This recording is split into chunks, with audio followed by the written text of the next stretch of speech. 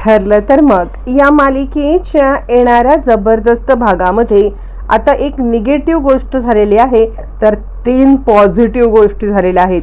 पण या negative गोष्टीचाच impact positive गोष्टींवरती पडत प्रियाचा खरा चेहरा स्वतः प्रतिमा समोर आणणार आहे. इकडे आपण पाहिलेलं आहे की प्रतिमा विसर्जनाचा प्रसाद करत असते. ज्या वेळेला प्रतिमा विसर्जनाचा प्रसाद करत असते त्याच वेळेला विसर्जनाचा प्रसाद करत असतानाच तिला कल्पनाने विचारलेल्या प्रश्नाचं उत्तर काही देता येत नाही आणि त्याच वेळेला घरच्यांच्या लक्षात येतं की प्रतिमाची वाचा पुन्हा एकदा गेलेली आहे. पण या सगळ्यासाठी कारणीभूत ठरलेली असते ती म्हणजे प्रिया, कारण प्रियाने गोळ्या बदललेल्या असतात. त्यामुळे सायलीला जरा धक्काच बसतो. मग सायली विचार करते, तुम्ही सगळ्यांनी काळजी करू नका, मी या सगळ्यामध्ये आपल्या ज्या काही आहेत ना आपल्या श्रद्धा मॅडम त्यांना फोन करते. श्रद्धा मॅडमना मी फोन करून हा घडलेला सगळा प्रकार सांगते आणि त्यानंतर मग मात्र मी श्रद्धा मॅडमना विचारल्यानंतर आपण पुढे काय आहे हे ठरवूया. असं म्हटल्यावरती रविराज म्हणतात, सायली तू जे काही करशील ते आम्हाला मान्य आहे. यावरती आता इकडे सायली प्रतिमाला म्हणते की तुम्ही गोळ्या तर बरोबर घेतल्यात ना. यावरती आता प्रतिमा हातवारे करत सांगण्याचा प्रयत्न करत असते की मला हिने म्हणजे प्रियाकडे बोट दाखवत हिने मला गोळ्या दिलेल्या आहेत. मग सायली प्रियाकडे म्हणते, प्रिया तू तर आईला वेळेत दिल्यास ना प्रतिमा आत्यांना. यावरती प्रिया नाटक करत म्हणते, तर तू काय आता माझ्यावरती आरोप करणार का.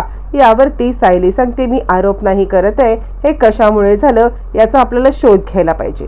असं म्हटल्यावर ती सायली स्वतःच विचार करते आणि ती श्रद्धा डॉक्टरांना कॉल करते. आता स्वतः श्रद्धा डॉक्टर तिला सांगतात की हे बघ सायली, असं होऊ शकतं की तिची वाचा त्या दिवशी परत आली होती, पण असं होऊ शकत नाही की वाचा परत अजिबात नाही. ती अडखळत बोलायला पाहिजे, एखादा शब्द फुटला पाहिजे, पण वाचा जाईल असं होणार नाही. यावर ती सायली म्हणते, मग काय घडलं असेल.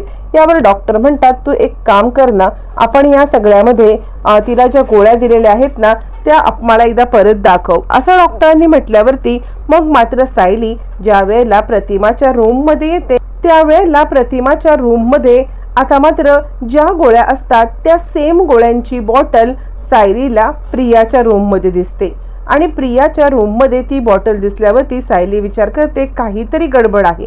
2 तर बॉटल औषधांच्या आणल्या नव्हत्या, औषधांची बॉटल तर एकच होती, मग सेम टू सेम बॉटल ही आता तन्वीच्या रूममध्ये कशी आली. या सगळ्याचा विचार करता सायली युक्ती करते, प्रियाच्या रूममधली बॉटल तशीच ठेवत आता प्रतिमाच्या रूममधली बॉटल घेऊन इकडे श्रद्धा डॉक्टरकडे आणते. श्रद्धा डॉक्टरला ती गोळ्या दाखवल्यावरती आता श्रद्धा डॉक्टर सांगतात, हे बघ सायली, मला असं वाटतंय की या सगळ्यामध्ये जर का या सगळ्यामध्ये आता ह्या गोळ्या आहेत ना, ह्या वरची बॉटल तर सेम आहे, पण आतल्या गोळ्या मात्र मला असं वाटतंय काहीतरी चेंज झालेल्या आहेत.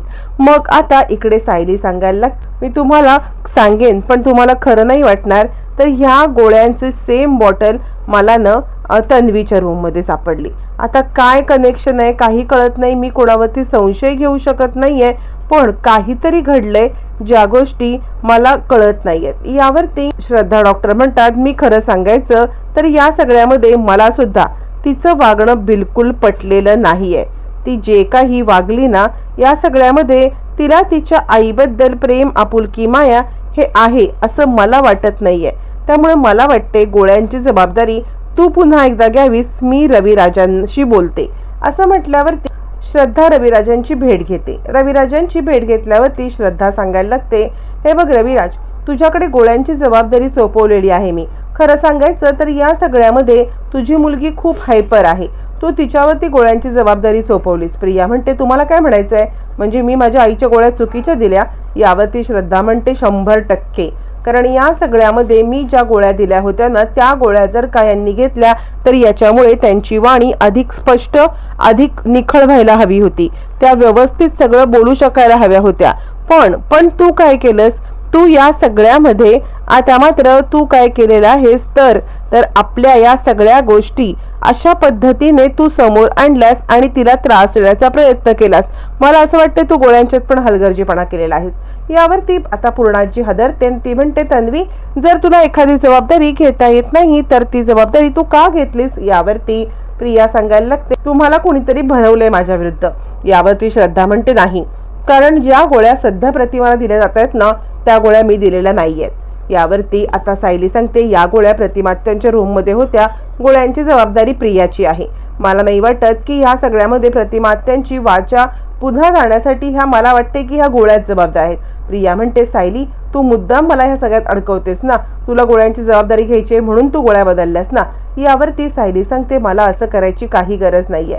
यावरती श्रद्धा सांगते, हे बघ रविराज, तुला जर का तुझ्या बायकोची तब्येत बरी हवी असेल तर मला असं वाटतंय गोळ्यांची जबाबदारी तू कदाचित ह्या सायलीकडेच दे, कारण तुझी मुलगी खूप हायपर होते, कदाचित डाव्या उजव्या हाताने ती काहीतरी चुकीची गोष्ट करू शकते. त्या दिवशी सुद्धा प्रतिमाला जो काही त्रास झाला तो हिच्यामुळेच प्रतिमा वहिनींना त्रास झाला, म्हणून मला वाटते ही जबाबदारी तू सगळ्या पद्धतीने प्रियावरती न सोपवता, म्हणजेच तन्वीवरती न सोपवता सायलीवरती सोपव.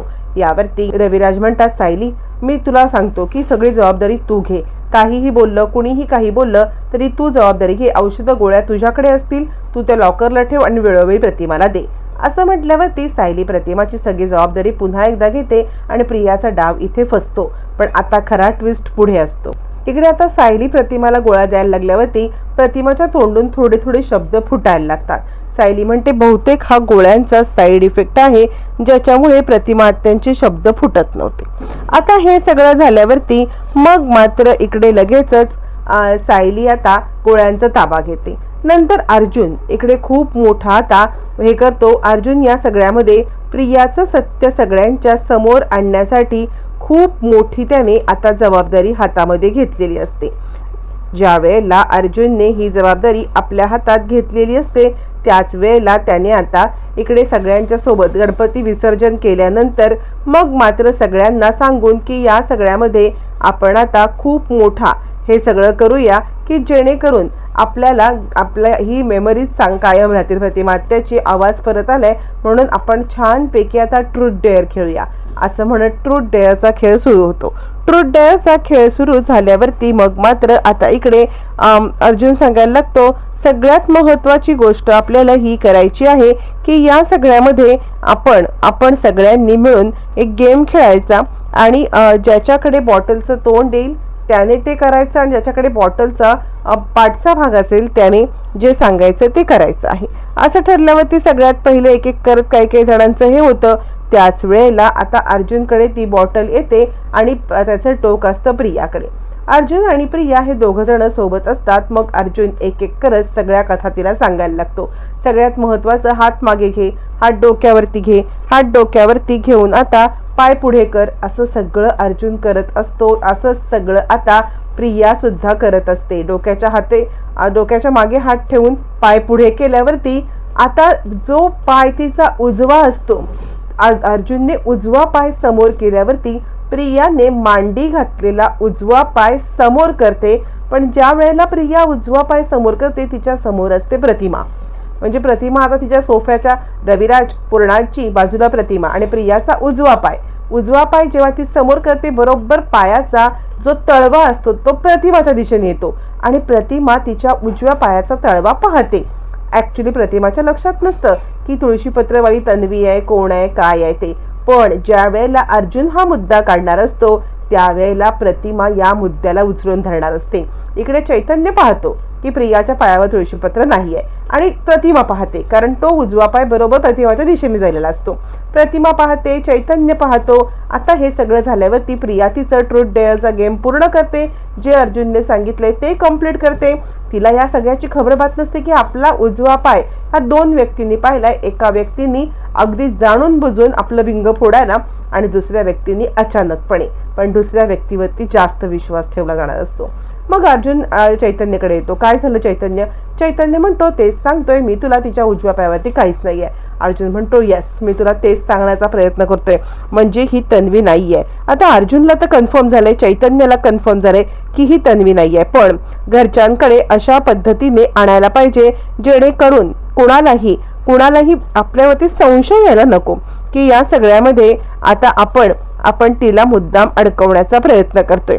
असा विचार करत मात्र आता दोघं जण काय प्लॅन करायचा असा विचार करतात आणि अर्जुन म्हणतो मी तुला तेच सांगतोय, सगळ्यांच्या समोर हे सत्य आणण्यासाठी आता इथून तिला कुठेही जाऊ द्यायचं नाही.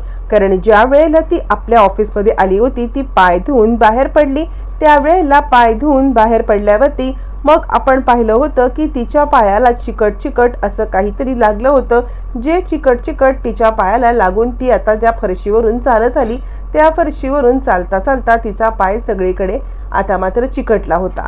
हे सगळं ज्या वेळेला घडलं त्यावेळेला तिने पायावरती काहीतरी काढलंय. यावरती चैतन्य म्हणतो हा हीच वेळ आहे, आपल्याला तिला कुठेही जाऊ द्यायचं नाहीये. असं म्हणत चैतन्य सगळ्यांच्या समोर प्रियाला ठेवतो आणि अर्जुन पुढची योजना करतो. त्यानंतर अर्जुन आता रविराजांच्या इकडे जातो आणि रविराजांच्या समोर उभा राहत आता प्रियाला समोर उभं केलं जातं. प्रियाला उभं केल्यावरती ट्रूथ डेअरचा गेम आता खऱ्या अर्थाने सुरू होतो. आता अर्जुन सांगतो अजून गेम संपलेला नाहीये. सगळ्यांच्या समोर तन्वी उभी राहील आणि आता आपला उजवा पाय सगळ्यांच्या समोर करेल. प्रिया गडबडते. या सगळ्यामध्ये प्रिया आता गडबडते आणि त्याच वेळेला इकडे चैतन्य सांगायला लागतो तन्वी माझ्या बाजूला बसली होती, ट्रूथ डेअर खेळताना हिचा उजवा पाय मी पाहिलेला आहे. यावरती आता इकडे प्रिया सांगायला लागते चैतन्य तुला काय म्हणायचंय. यावरती सगळ्यांनाच धक्का बसतो आणि सायली म्हणायला लागते चैतन्य भाऊजी तुम्ही असं का बोलताय चैतन्य सर. यावरती आता मात्र प्रिया सांगते तुम्हाला काय म्हणायचंय या सगळ्यामध्ये. यावरती रविराज म्हणतात काय चाललंय तुमचं, आता तिच्या उजव्या पायावरती का आलात. यावरती तिच्या उजव्या पायावर तर तुळशीपत्र आहे असं पूर्णाजी म्हणते. चैतन्य म्हणतो तेच सांगतोय मी तुम्हाला दोघांना सुद्धा तिच्या उजव्या पायावर तुळशीपत्र नाहीये. यावरती रविराज म्हणतात चैतन्य तू हा मुद्दा आत्ता का काढलास. यावरती चैतन्य म्हणतो मी जेव्हा बाजूला बसलो होतो ना त्याच्या आधी थोड्या वेळेस मला समजलं होतं की तिच्या उजव्या पायावरती तुळशीपत्र आहे, पण त्या तिच्या उजव्या पायावर तुळशीपत्र मला दिसलंच नाही ना. यावरती सायली विचार करायला लागते तुळशीपत्र हे तिच्या पायावरती असणं शक्यच नाही हा सायली विचार करते. सायली विचार करते तुळशीपत्र प्रियाच्या पायावर कसं काय असेल, तुळशीपत्र तर माझ्या पायावरती आहे, प्रियाचा पाय तर रिकाम आहे पहिल्यापासून. इकडे तिकडे सायली पाहायला लागते. प्रियाचा पाय बघते तोपर्यंत प्रतिमाची वाचा आलेली असते आणि प्रतिमा म्हणते तुळशीपत्र. ज्या वेळेला ट्रूथ अँड डेअरचा गेम चालू होता तेव्हा प्रियाने पाय सरळ केला होता तन्वीने, तेव्हा मी पाहिलं तिचा पाय कोरा आहे. असं म्हणत प्रतिमा मोठा गौप्यस्फोट करते. चैतन्य म्हणतो मी सुद्धा पाहिलंय. यावरती सायली म्हणते तुळशीपत्राचं काय सत्य आहे.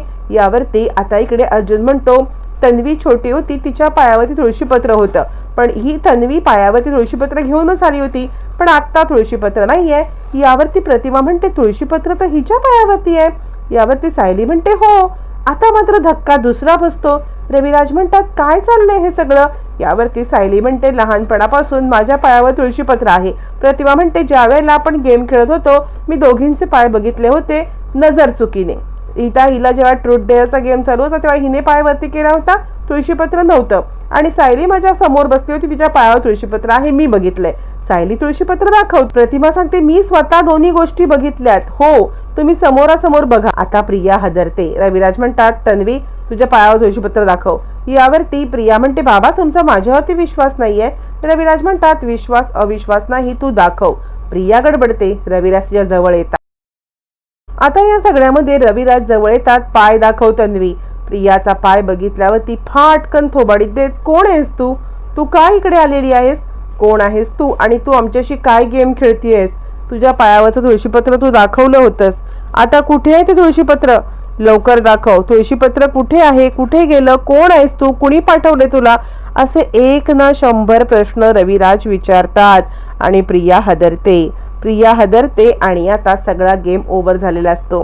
त्यातच सायलीच्या पायावरील तुळशीपत्र प्रतिमाने पाहिल्यामुळे या सगळ्यामध्ये आता मात्र मोठा गौप्यस्फोट झालेला आहे आणि एकाच वेळी प्रियाचा पाय, सायलीचा पाय प्रतिमाने पाहिल्यामुळे अखेर जबरदस्त मारहाण करत रविराजांनी प्रियाचं विसर्जन केलं.